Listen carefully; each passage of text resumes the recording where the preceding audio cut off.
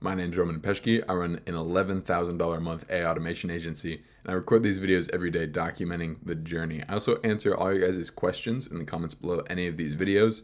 Then I go over what I did today. Then we wrap up with 2 seconds of me tracking my YouTube channel growth. So let's start out with Sakshi, longtime fan. I love you. You're the best. How do you maintain a long-term perspective and avoid temptation to prioritize short-term goals over the selfish long-term strategy you described? So yeah, this is talking about my video a couple days ago where I was talking about business as an infinite game, as in the goal is to continue playing, and it was addressing somebody else's comment that was in that video.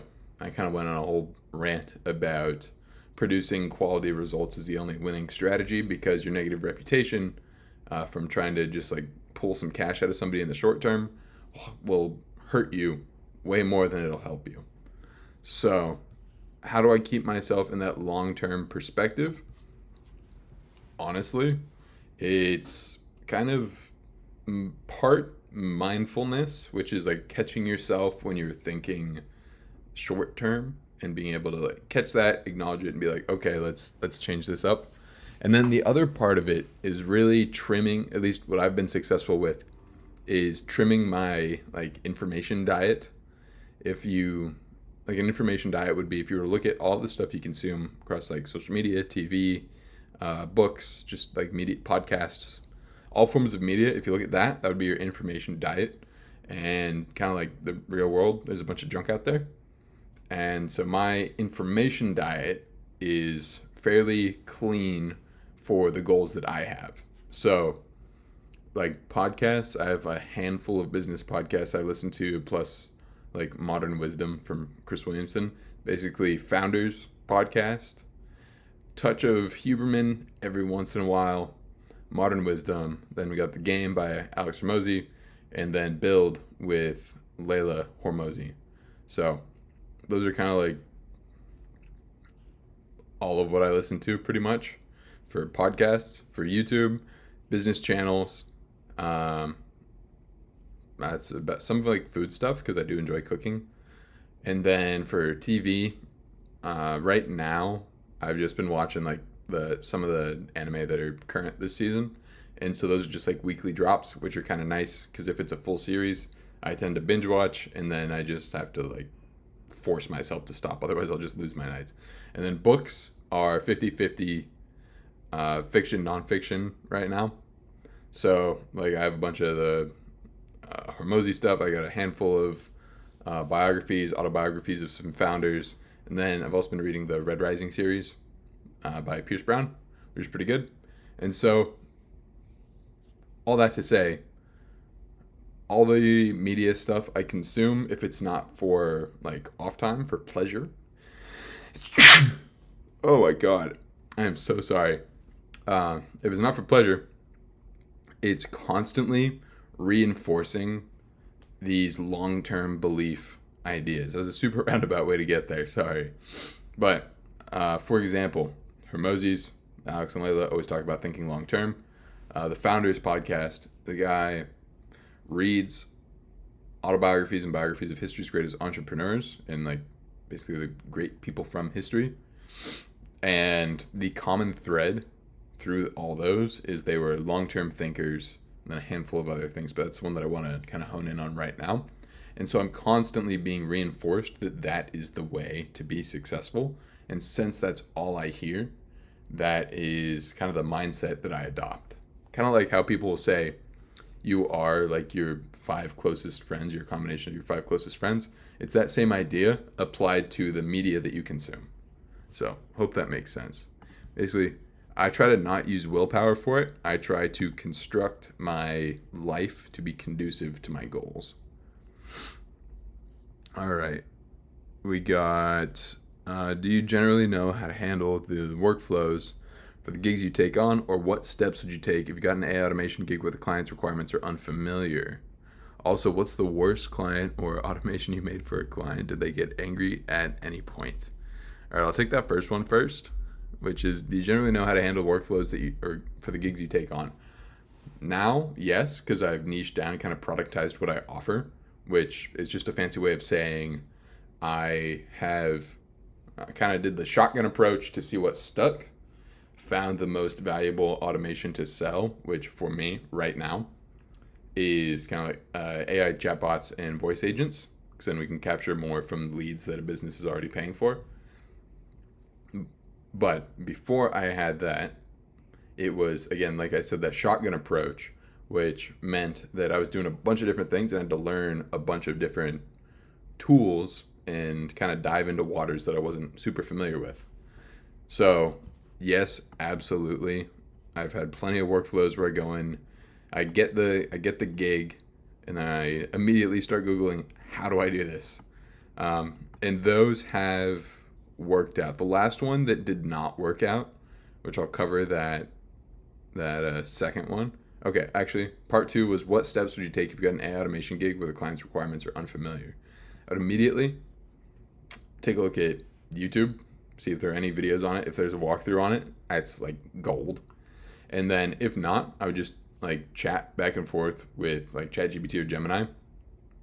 Or I know make.com has like a in-app kind of workflow builder thing you can use that'll kind of get you a rough start. And N8N is also implementing that. I just don't think it's fully live across all accounts right now. So I would start there. If that doesn't work, then go to one of the AI models and just kind of chat back and forth and be like, hey, these are the tools I know how to use. This is what the client wants. How do I get from A to C? What does that B look like? So that's how I've done it historically, is just Google and ChatGPT and then the softwares themselves. So second part is also, what's the worst client automation you made for a client? Did they get angry at any point? The worst one by far was when I was selling AI lead nurture like 2 years ago, back when it was not ready to be used for that sort of thing. And so I sold a guy on it, and then I was like monitoring the results, and it sucked. Like, it was bad. It was going off, and like it was sold him hopes and dreams, and the reality was just bad. So what I did is I fully like, and he wasn't, I don't think he knew how like poorly it was going. He just knew like he wasn't getting booked appointments. And so what I did is I preemptively reached out and I was like, hey, here's the report from the first 2 weeks. I don't think this is going to work out. And so here is a full refund on the money you paid me. Plus, I threw in a $20 gift card for, he was a big fan of Chipotle like me. We had talked about that on a sales call when I first signed him up. And so I sent him a Chipotle gift card on top of that just to keep that goodwill. And then he still kept me on for running his Facebook and his Meta ads after that. So didn't lose the entire client, but I had sold him a like upsell that just did not work because AI models weren't really there yet, in my opinion. And so I resolved it by doing a full refund plus a little bonus for putting up with that. All right, I am about out of time, so I'm going to do one. Okay, yeah, I'll do the part 2 here. Additionally, in your agency, are you familiar with Pareto principle 80-20, and where 80% of the clients likely request 20% of the automation types? Could you share which AI automations are most commonly requested by your clients? So again, I'm not really in a position where clients are requesting automations from me because I'm doing outbound to reach them. I'm coming at them with a pitch for the automations that have given business owners the biggest return on investment. So this goes back a little bit to the shotgun approach we were talking about before, finding out what is the most useful solution there, where the Pareto principle applies. You try out maybe 5 different automations, and then 80% of the return on investment for a business owner comes from one automation. So that'd be the 20%. And you pluck that, you kind of do a little bit more validation with it by like testing it a little bit more, because 5 is a pretty small sample size. And then you take that, and that is now what you are offering to business owners, and you can begin to productize how you deliver that service. So I hope that, and which automations are most commonly requested by the clients. So again, it's not really a quest, but what I am pitching it's AI lead nurture, which is a convoluted way to say it's a chat bot for when they opt in for texts and all that stuff, when they basically come in as an inbound lead, and then voice AI for the front desk, so that if they call and and they don't have somebody trained at the front desk to either take in all those calls, or the person at the front desk just isn't very good at it, then we have that set up to recoup those potentially lost clients. So let's jump back here. All right, what is the Jujutsu Kaisen book you're reading? How does your morning routine contribute to your business success? Okay, Jujutsu Kaisen is anime and manga. So I guess that's what it is. Pretty good show and read if you're into that. How does your morning routine contribute to your business? Oh, and the sequel is JJK starts with an M, Modulo. Here we go. So JJK Modulo. That's a sequel. It's like 60 or so years in the future. Let's double check that real quick.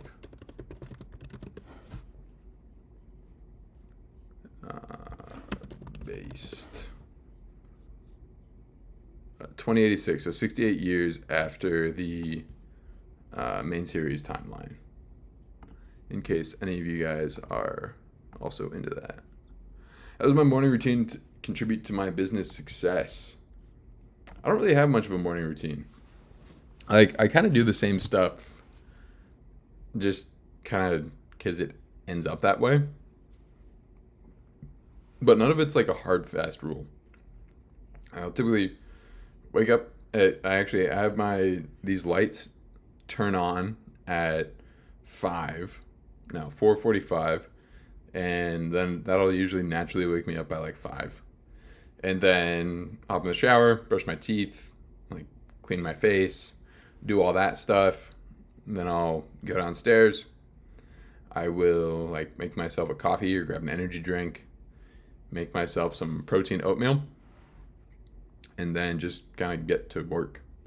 So there's not really much of a routine there. I've tried to narrow in the time delay between when I wake up and then get to work, just because I've found if I can get to work as soon as possible while the rest of the world is still sleeping, means my phone stays nice and quiet and I can just get a ton done before I start getting hit up for like requests from people just like needing things or like problems popping up.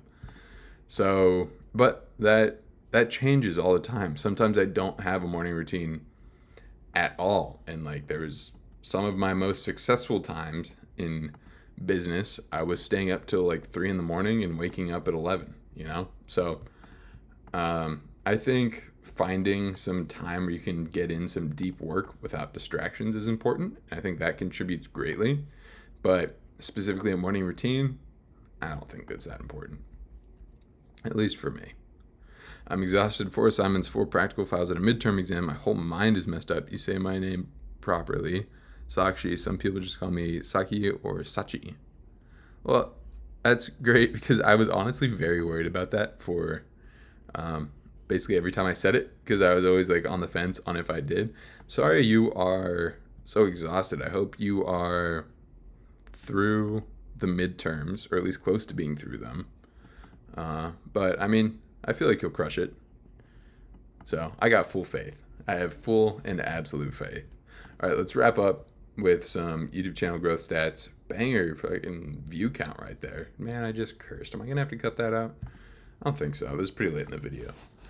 5, 4, 6. See, because like it's like a small channel, so I don't want to give YouTube any reason to not show my stuff. But 546, that's a pretty nice jump. Thank you guys. Appreciate it much.